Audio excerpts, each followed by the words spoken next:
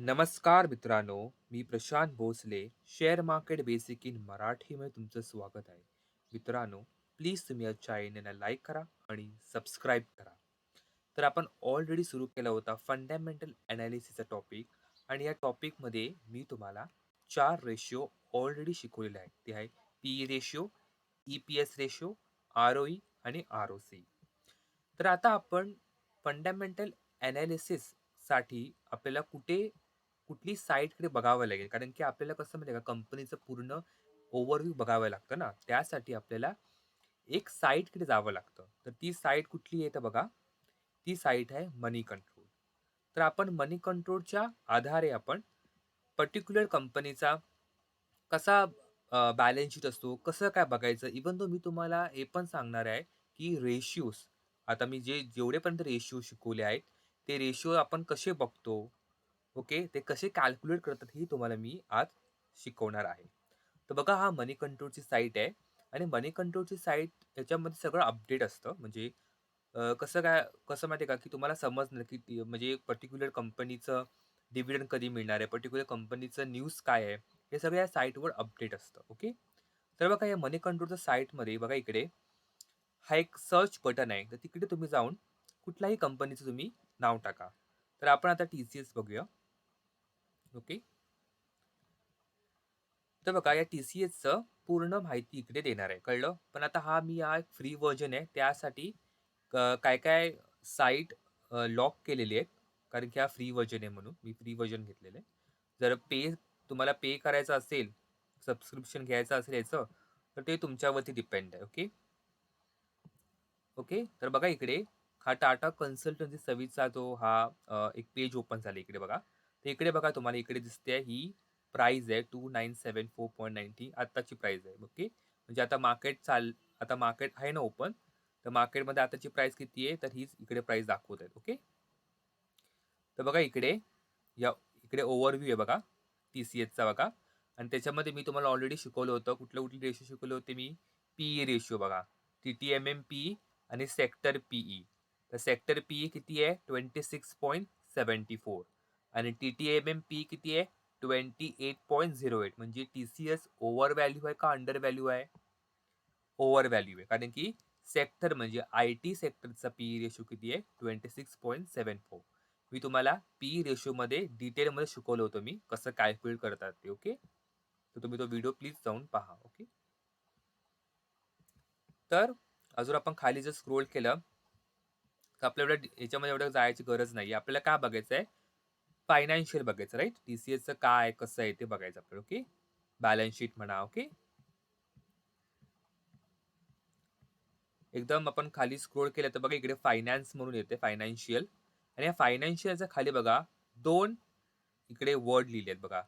2 options आहे इकडे consolidated आणि स्टँड अलोन. कन्सॉलिडेटेडमध्ये काय असतं, की TCS आणि TCSच्या जे सहाय्यक कंपनी आहेत, सहाय्यक जे कंपन्या असतात, ते सगळं मिळून हा कन्सॉलिडेटेड डेटा दाखवतो. म्हणजे सगळं मिळून. आणि स्टँड अलोन म्हणजे फक्त TCSचं. त्याच्या सहाय्यक कंपन्या नाही. फक्त TCSचंच इन्फॉर्मेशन तो देणार. बॅलन्स शीट म्हणा, प्रॉफिट अँड लॉस म्हणा, सगळं फक्त TCSचंच. तर मी इकडे कन्सॉलिडेटेड केलेलं आहे. आपल्याला म्हणजे सगळं TCS आणि TCSच्या सहाय्यक कंपन्यांचा पूर्ण डेटा आपल्याला पाहिजे. म्हणून मी इकडे कन्सॉलिडेटेड केलेला आहे. ओके. तर बघा कन्सॉलिडेटच्या खाली बघा ओव्हरव्ह्यू आहे, इन्कम स्टेटमेंट आहे, बॅलन्स शीट आहे, कॅश फ्लो आहे आणि रेशिओ आहे. ओके. आणि बघा इकडे तुमच्या लेफ्ट हँड साईडला बघा रेव्हेन्यू आहे, नेट अँड प्रॉफिट आहे, ई-पी-एस आहे, बी-व्ही-पी-एस आहे, आर-ओ-ई आणि डेब्ट टू इक्विटी आहे. तर आतापर्यंत आपण 4 रेशो शिकवलो होतो आणि त्याच्यामध्ये मी पहिला पी-ई रेशो तुम्हाला मी सांगितलं होतं, की पी-ई रेशिओ कसा बघायचा तो. मी बाकीचे 3 रेशो तुम्हाला मी डिटेलमध्ये म्हणजे ह्याच्या थ्रू एक्झाम्पल थ्रू मी तुम्हाला दाखवले नाही, तर आज मी ते दाखवणार आहे. ओके. तर बघा आता आपण पहिले ई-पी-एसकडे जाऊया. आपण दुसरा रेशो कुठला घेतला होता? ई-पी-एस घेतला होता. तर बघा, पहिला ई-पी-एसचा फॉर्म्युला काय आहे? तो माहीत असला पाहिजे. ई-पी-एसचा फॉर्म्युला काय आहे? अर्निंग पर शेअरचा फॉर्म्युला काय आहे? Net income divided by number of share. आता नेट इन्कम आपल्याला कुठे मिळणार आणि ती कशी काढायची? हेही मी तुम्हाला सांगणार आहे. तर बघा, नेट इन्कम. आता नेट इन्कम आपल्याला कुठे मिळणार? तर प्रॉफिट अँड लॉस अकाउंटमध्ये, राइट? तर बघा तुमच्या राइट हँड साइडला बघा डिटेल फायनान्शियल आहे. त्याच्या खाली बघा बॅलन्स शीट आणि पी-एन-एल आहे. तर पी-एन-एलवर क्लिक करा. केलं पी-एन-एलवर क्लिक. त्याच्यानंतर तुम्हाला इकडे टी-सी-एसचं PNL profit and loss account तुम्हाला मिळणार. पण 1 मिनिट. आपण आपण काय बघितलं होतं इकडे फायनान्समध्ये कन्सॉलिडेटेड बघितलं ना, कन्सॉलिडेटेड. पण जेव्हा मी पी-एन-एल ओपन केलं, तर मला स्टँड अलोन दाखवतंय म्हणजे फक्त टी-सी-एसचं. पण मला आता टी-सी-एसचं फक्त नव्हतं. मला टी-सी-एस ओव्हरऑल पाहिजे. तिचे सहाय्यक कंपन्यांचं पण डेटा पाहिजे. म्हणजे सगळं रिलेटेड. पूर्ण टी-सी-एसचं मला प्रॉफिट पाहिजेल आहे. नॉट फक्त टी-सी-एसचं नको, तर पूर्ण टी-सी-एसचं मोठं. तर मला इकडे कन्सॉलिडेटवर क्लिक करावं लागेल. ओके, इकडे. ओके. मी इकडे क्लिक केलं तर मला कन्सॉलिडेटेड टी-सी-एस कन्सॉलिडेटेडचं पी-एन-एल मला मिळणार. ओके. तर बघा हे टी-सी-एस कन्सॉलिडेटेड, टी-सी-एस कन्सॉलिडेटेड रिलेटेडचं पी-एन-एल आहे बघा. इकडे बघा हा रेव्हेन्यू आहे. किती आहे? 195772. रेव्हेन्यूच्या आधी आपण पहिलं डेट बघूया. तर तुम्हाला या पी-एन-एलची बघा, तुम्हाला हा पी-एन-एल किती वर्षांचा दाखवतोय तो? कमीत कमीत 5 वर्षांचा ना. मार्च 18 ते 22 पर्यंत. मार्च 18 ते 22 पर्यंत. ओके. तर बघा मार्च 18 चे रेव्हेन्यू किती होतं? 126,746 करोड. ओके. आणि मार्च 22 चा रेव्हेन्यू किती आहे? 1,95,772 करोड. ओके. तर आता आपण पहिलं फक्त मार्च 22 चं बघूया, कारण आपण कॅल्क्युलेट करतोय म्हणून. ओके. पण पण आपल्याला जेव्हा पूर्ण ओव्हरव्ह्यू बघायचा असेल, तर आपण मागच्या वर्षीचे पण बघायचे असतात. आता बघा कसं झालं. मार्च 18 चा बघा, तिचा रेव्हेन्यू किती होता? 126 आणि आता किती झालं? 195 म्हणजे खूप वाढलेलं आहे. ओके. ओके.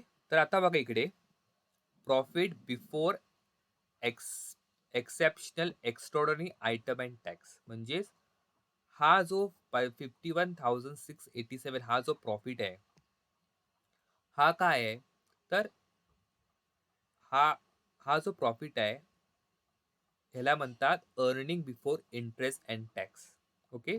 या प्रॉफिटला म्हणतात earning before interest and tax म्हणजे अजून आम्ही या प्रॉफिटतून इंटरेस्ट आणि टॅक्सला मायनस केलेले नाहीये. कळलं? ओके.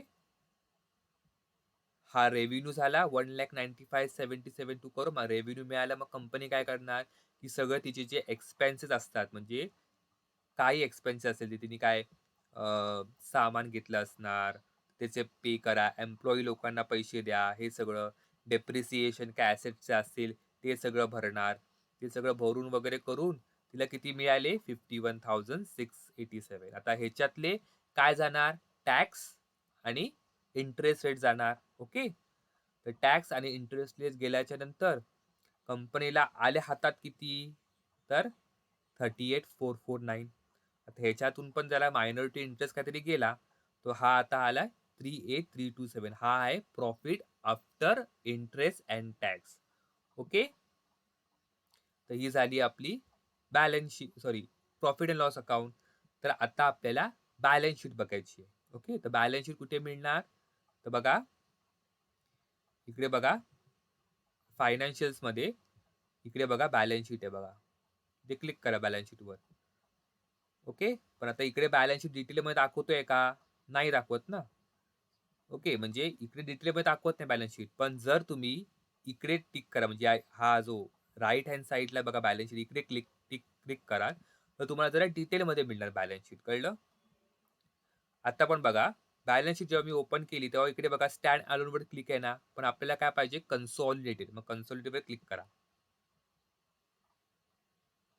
ओके. तर या कन्सॉलिडेटेडमध्ये आता बॅलन्स शीट मला मिळाली कन्सॉलिडेटेडची. इकडे पण बॅलन्स शीट बघा किती किती आहे, किती वर्षाची दाखवली आहे? 5 वर्षाची ना. 5 वर्षांचा पिरियड दाखवलेला कोणी. मार्च 18 से लेके मार्च 22. राइट? म्हणजे मागचे मागचे 5 वर्षांचं काय होतं तिचं प्रॉफिट आणि आता प्रॉफिट किती आहे हेही त्या लोकांनी दाखवलेलं की नाही. आता बॅलन्स शीट किती आहे, सॉरी आता बॅलन्स शीट किती आहे, मागे कशी होती बॅलन्स शीट, आता काय आहे तिची बॅलन्स शीट हेही त्या लोकांनी दाखवलेलं आहे. ओके. तर बघा इकडे हे तिचं शेअर होल्डर फंड आलं हे सगळं. इथे बघा नॉन करंट लायबिलिटीज, त्याच्यामध्ये बघा लॉंग टर्म बॉरोइंग्स बघा मार्च 2022 ची 0 आहे, 21 ची पण 0 आहे, 20 ची पण 0 आहे, पण 19 आणि 18 मध्ये जरा काहीतरी तिचं हे होतं, लोन होतं, तिने लोन घेतलं असणार लॉंग टर्म बॉरो म्हणजे कर्ज घेतलं होतं. पण आता आहे का कर्ज मार्च 22 मध्ये बघा, त्याच्या मागच्या वर्षी होतं का कर्ज, म्हणजे ती आता कर्जमुक्त झालेली आहे. शॉर्ट टर्म पण बघा, शॉर्ट टर्म बॉरोइंग पण बघा, आहे का कर्ज शॉर्ट टर्म बॉरोइंग मध्ये आत्ता बघा 22 आणि 21 मध्ये नाहीये, म्हणजे ती आता कर्जमुक्त झालेली आहे, म्हणजे हिचं कर्ज नाहीये. Okay right. म्हणजे आपल्याला बॅलन्स शीट मध्ये काय बघायचं आहे की बॉरोविंग्स आहे का कंपनीला, कंपनी काय कर्ज घेतलंय का. ओके. म्हणजेच टीसीएसनी मागच्या 3 वर्षामध्ये कर्ज घेतलं नाहीये लॉंग टर्म मध्ये, आणि शॉर्ट टर्म मध्ये मागच्या 4 वर्षामध्ये तिने शॉर्ट टर्म मध्ये कर्ज घेतलेलं नाहीये. ओके. म्हणजे ती कर्जमुक्त कंपनी आहे असं तुम्ही बोलू शकता. ओके. आपल्याला फक्त इकडे एवढंच बघायचं आहे. ओके. मग आता आपण जाऊया आपल्या रेशिओकडे. ओके. तर पहिला कुठला रेशिओ आपण बघितला होता, ईपीएस रेशिओ. ईपीएस रेशिओचा फॉर्म्युला काय आहे, net income divided by number of share. तर नेट इन्कम तुम्ही काय घेणार, नेट इन्कम कुठे मिळणार पहिली सांगा, प्रॉफिट अँड लॉस अकाउंट मध्ये. प्रॉफिट अँड लॉस अकाउंट मध्ये तुम्हाला नेट इन्कम मिळणार. तर नेट इन्कम कसं असतं,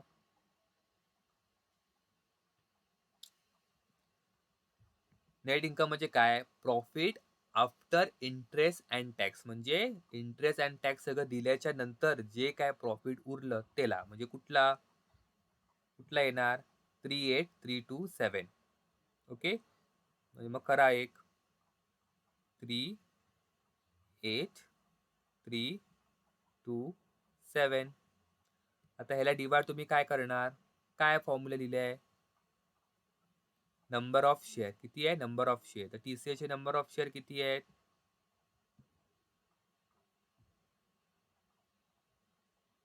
हे कुठे समजणं आपल्याला, बॅलन्स शीट मध्ये किती आहेत, इक्विटी शेअर कॅपिटल किती आहे 366, किती आहे 366 डिवाइड बाय 366 करा, किती होतात 104.71, किती होतात 104.71. म्हणजे ईपीएस कितीचं आहे, अप्रॉक्सिमेटली तरी सेम आहे बघा, कधी कधी वर खाली नंबर्स होतात, पण ऑलरेडी 103.62 म्हणजे 104 तेच झालं शेवटी. ओके. आता बघा, आता आपल्याला आरओई बघायचं आहे. ओके. आता आपल्याला आरओई बघायचं आहे. आरओई किती दाखवली इकडे, मार्च 2020 ची किती दाखवली आहे 42.99. आता आपल्याला बघायची कशी काय कॅल्क्युलेट या लोकांनी आरओई केली, आपला फॉर्म्युला बरोबर आहे का, तर बघूया. तर पहिला आरओईचा फॉर्म्युला काय बघूया पहिला. तर आरओईचा फॉर्म्युला काय आहे, net income, net income divided by share holder equity. आता नेट इन्कम म्हणजे काय, नेट इन्कम म्हणजे काय की प्रॉफिट आफ्टर टॅक्स. तर प्रॉफिट आफ्टर टॅक्स आपल्याला माहिती आहे की काय असणार, प्रॉफिट आफ्टर टॅक्स 38327, म्हणजे मार्च 2022 बघा, हा मार्च 2022 चा प्रॉफिट आफ्टर टॅक्स किती आहे 38327, तोच आहे की नाही 38327. ओके. आता डिवायडेड बाय कोणाला डिवाइड करायचं आपल्याला, काय लिहिलं इकडे शेअर होल्डर इक्विटी. मग काय येणार शेअर होल्डर इक्विटी मध्ये, तर शेअर होल्डर इक्विटी म्हणजे हा जो इक्विटी आहे ना पूर्ण, हा टोटल शेअर होल्डर फंड हा येणार. टोटल शेअर होल्डर फंड म्हणजे त्याच्यामध्ये रिझर्व्ह पण आले, कळलं, म्हणजे हा येणार टोटल शेअर होल्डर फंड. किती आहेत 8 9 सॉरी 8 9 1 3 9 किती होतात? तोच आहे नंबर बघा 42.99च आहे ना? चेक करूया आपण 42.99च आहे. ओके. आता आपण दुसरा रेशिओ बघा. कुठला रेशिओ शिकलो होतो आपण? आर-ओ-सी-ई. ओके. तर आर-ओ-सी-ईचा फॉर्म्युला काय बघा?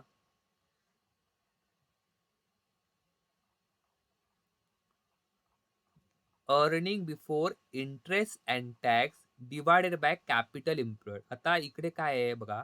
Earning before interest and tax. तर earning before interest and tax म्हणजे काय? पी-एन-एल मध्ये जाऊया पहिलं.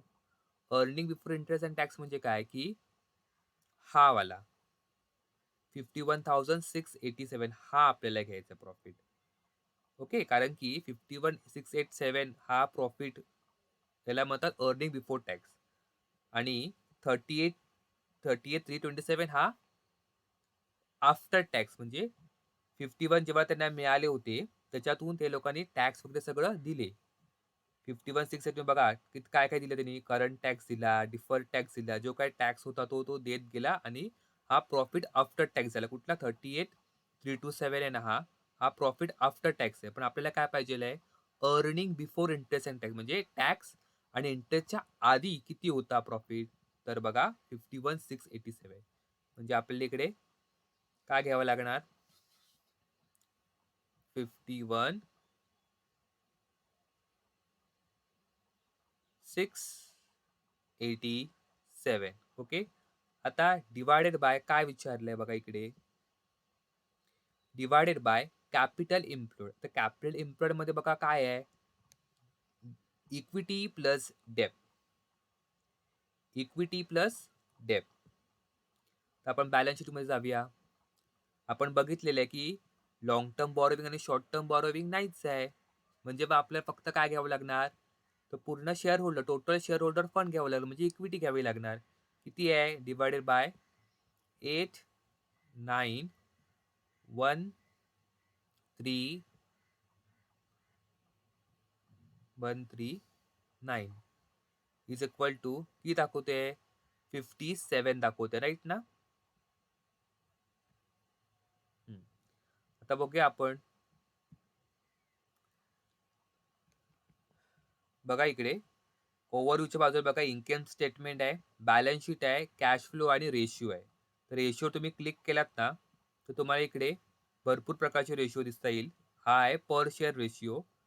इकडे बघा margin ratio, return ratio, liquidity ratio, leverage ratio, turnover ratio, growth ratio आणि व्हॅल्युएशन रेशिओ. आता आपल्याला आर-ओ-सी बघायचं आहे ना, मग आपण कुठून बघणार? रिटर्न रेशिओमध्ये बघणार. ओके. रिटर्न रेशिओमध्ये आर-ओ-सी किती दाखवलं आहे? मार्च 2022 चा तर 52.91 आणि आपल्याला किती मिळालंय? किती मिळालंय? 57.98 म्हणजे आपण इकडे चुकलो का? नाही. का माहिती का? की आता हा जो कॅपिटल एम्प्लॉयड आहे कॅपिटल एम्प्लॉयड हा एक प्रकारचा इम्पॉर्टंट टॉपिक आहे आर-ओ-सीचा. कारण की कसं आर-ओ-सी जेव्हा कॅल्क्युलेट करतात ना, तर ह्याचे खूप सारे फॉर्म्युले निघतात. अर्निंग बिफोर टॅक्स हा तो सेमच राहतो, डझंट मॅटर. पण कॅपिटल एम्प्लॉयमध्ये लोकं काय घेतात माहिती आहे का? लोकं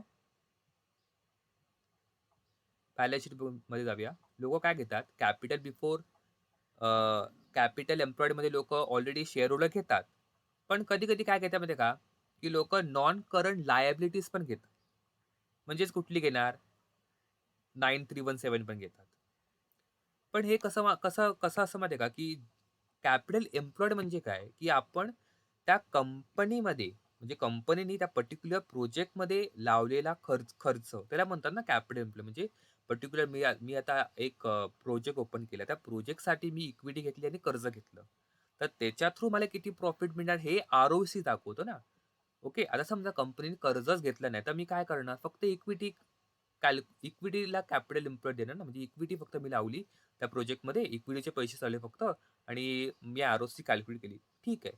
कारण की मी काय बॉरोविंग्स काय केली आणि माझे लाँग टर्म बॉरोविंग नाही आणि शॉर्ट टर्म पण बॉरोविंग नाही ना, म्हणजे माझं कर्ज नाहीये. बँकेतला कर्ज नाहीये काही. ओके. त्यामुळे कसं माहिती का, काय-काय डेफिनेशन्समध्ये काय घेतात लोकं माहिती का, की काय-काय डेफिनेशन्समध्ये आर-ओ-सी या फॉर्म्युला लोकं काय घेतात, earning before interest and tax divided by capital एम्प्लॉयमध्ये काय घेतात ते लोकं, इक्विटी पण घेतात प्लस नॉन करंट लायबिलिटीज पण घेतात. ओके. नॉन करंट लायबिलिटीज पण ते घेतात. कारण की त्यांना असं वाटतं की की मला म्हणजे कसं माहिती आहे का, की नॉन करंट म्हणजे काय? करंट लायबिलिटीचा अर्थ काय होतो, की शॉर्ट टर्म रिलेटेड त्याला म्हणतात करंट लायबिलिटीज ना. त्यामुळे ते आर-ओ-सी जेव्हा ते लोकं कॅल्क्युलेट करतात, तर त्यांना काय पाहिजे असतं, की मला असं आर-ओ-सी पाहिजे, की तो लाँग टर्मच्या हेतूने पाहिजे. राइट? म्हणजे मग ते काय करणार, की ते नॉन करंट लायबिलिटीज घेतात. राइट? तर काय-काय लोकं इकडे करंट लायबिलिटीज पण ॲड करतात. प्लस करंट लायबिलिटीज पण ॲड करतात. प्लस करंट लायबिलिटीज पण ॲड करतात आणि ह्याच्यामुळे काय होतं, की आर-ओ-सीचा जो असतो ना जो आकडा असतो ना, तो चेंज होतो. आता माझा कसा चेंज झाला? कारण की मी मी नॉन करंट मी बॉरो आता नॉन करंट मी घेतला नाहीये आणि मी करंटही घेतला नाही. का घेतला नाही? कारण की कंपनीनी काय बॉरोच केलं नाही ना. मी कर्ज कंपनीनी काय घेतलंच नाहीये. त्यामुळे मी कर्जाच्या हेतूने बघितलं. मी काय बघितलं बघा इकडे, मी काय बघितलं इकडे, लाँग टर्मच्या बॉरोइंगमध्ये म्हणजे बॉरोइंग म्हणजे हे वाले बघितले मी. मी हे काय बघितलं नाही. हे जे आहे ना ट्रेड पेएबल हे काय लायबिलिटीज हे काय हे काय म्हणजे म्हणजे हे कर्ज त्याच्यासाठी नाहीये. त्या पर्टिक्युलर आपण म्हणतो ना प्रोजेक्टसाठी नाही घेतलंय. ओके. हे बघा हे अदर करंट लायबिलिटी. अदर्स म्हणजे काय? दुसरे कुठले रिलेटेड त्यांचे असेल. राइट? आणि इकडे अदर लाँग टर्म लायबिलिटी दुसरे कुठले असेल. पण कर्ज मी बँकेतून कर्ज काढलं त्या प्रॉडक्टसाठी. ओके. म्हणजे त्या कंपनीच्या प्रॉडक्टसाठी, त्या कंपनीच्या कुठल्याही कामासाठी मी त्या बँकेतून कर्ज काढलंय. राइट? तर ते तर तसं ते घ्यायचं असतं. कारण की आपण आर-ओ-सी रिटर्न ऑन कॅपिटल एम्प्लॉयड आपण कशासाठी काढतो, की पर्टिक्युलर तो कॅपिटल तिने त्या प्रॉडक्टमध्ये वापरलेला आहे. पर्टिक्युलर कॅपिटल तिने त्या प्रॉडक्टमध्ये वापरलंय ते त्याचा आपण काढतो ना. आता समजा तिने कर्ज घेतलंय तिने कंपनीने समजा अ, तिच्या ह्याच्यासाठी घेतलं असेल तिच्या लँड तिने कुठेतरी तिला कुठेतरी ओपन करायचं असेल अ, अ, कुठेतरी देशामध्ये तिचं अ, तिचं एक शॉप कुठेतरी ओपन करायचं असेल, तर तिने त्यासाठी ते कर्ज घेतलं असेल, इट्स ओके. कारण शॉप तिने ओपन करण्यासाठी घेतलंय. पण प्रोजेक्ट रिलेटेड म्हणजे काय, की मला टी-सी-एसचे काय-काय प्रोजेक्ट सॉफ्टवेअर डेव्हलपर असतात, तर त्याच्यासाठी त्या त्या कामासाठी मी कर्ज घेतलं असेल, तर त्याला म्हणतात, की कॅपिटल इम्प्लॉय म्हणजे काय, त्या पर्टिक्युलर कामासाठी. टी-सी-एसचं काय काम आहे? IT related. तर आय-टी रिलेटेड मी काय कर्ज घेतलंय का पर्टिक्युलर टी-सी-एसने सॉरी पर्टिक्युलर टी-सी-एसने काहीतरी कर्ज घेतलं असेल, तर ते या बॉरोविंग्समध्ये येतं. Long term borrowings. हे अदर लाँग टर्म लायबिलिटीज म्हणजे काय, की तुम्ही कुठेतरी काहीतरी कर्ज घेतलं असेल, पण ते त्या प्रोजेक्ट रिलेटेड त्या कामा रिलेटेड नाहीये. पण ते त्या कंपनीचा वेगळं रिलेटेड म्हणजे कंपनीने काहीतरी एक बिल्डिंग घेतली असेल म्हणा, की तिकडे ऑफिस सुरू करत असेल, तर तो काय प्रोजेक्ट रिलेटेड होत नाही ना. हो की नाही? आपल्याला आर-ओ-सी कशासाठी पाहिजेल तर आर-ओ-सी म्हणजे काय? रिटर्न ऑन कॅपिटल एम्प्लॉयड म्हणजे कॅपिटल एम्प्लॉयड म्हणजे काय? तर जो कॅपिटल जो मी त्या पर्टिक्युलर प्रोजेक्टसाठी वापरलाय, त्या कॅपिटलवरती मला किती मिळालेले हे आपल्याला माहीत असलं पाहिजे. हे आपल्याला रेशिओ हेच सांगतं ना आपल्याला. मग त्या रेशिओसाठी कॅपिटल एम्प्लॉय म्हणून काय घ्यायचं आपण? इक्विटी. कारण का आपण इक्विटी सगळे पैसे त्या पर्टिक्युलरमध्ये आपण दिलेले आहेत. पर्टिक्युलर प्रोजेक्टसाठी दिलेले आहे. आणि कर्ज म्हणजे कर्ज घेतलंय मी. म्हणजे पर्टिक्युलर तिसऱ्याने समजा कर्ज घेतलं असतं. आता इकडे बघा तिने कर्ज घेतलंय. 2018 मध्ये कर्ज घेतलंय ना. 54-44 हे कशासाठी रिलेटेड कर्ज घेतले तर त्या कामासाठी, त्या प्रोजेक्टसाठी त्यांनी कर्ज घेतलं. तर ते ॲड होऊ शकतात. पण बाकीचे नाही, हे नाही. हे कसे हे वेगळे कर्ज पडतात. हे आपल्याला घ्यायची नाही. ओके. काय-काय लोकं हे घेतात. त्यामुळे वर-खाली म्हणजे रेशिओज वर-खाली होतो. ओके. त्यामुळे माझा इथे रेशिओ 57.9 दाखवतोय रादर दॅन 52. जर तुम्ही समजा हे घेतलं असेल 59 प्लस म्हणजे हे 93137 समजा समजा आपण नॉन करंट घेतलं लायबिलिटीज. ओके. तर तुम्हाला बरोबर आहे 52 पॉइंट येणार. पण तो रेशिओ म्हणजे कसा झाला, की कॅपिटल एम्प्लॉयड म्हणजे काय, की यू नो ना कॅपिटल एम्प्लॉय म्हणजेच काय, की पर्टिक्युलर पैसा त्या प्रोजेक्टसाठी वापरला पाहिजे. तर तो पैसा आपण त्याच्यावरती रिटर्न काढतोय ना, मग ते ते बरोबर होत नाही. ओके. तर आज मी इकडेच संपवतो. पुढे आपण अजून काय शिकणार आहोत याच्यामध्ये. ओके. तर प्लीज तुम्ही या चॅनलला लाईक करा आणि सबस्क्राईब करा. धन्यवाद.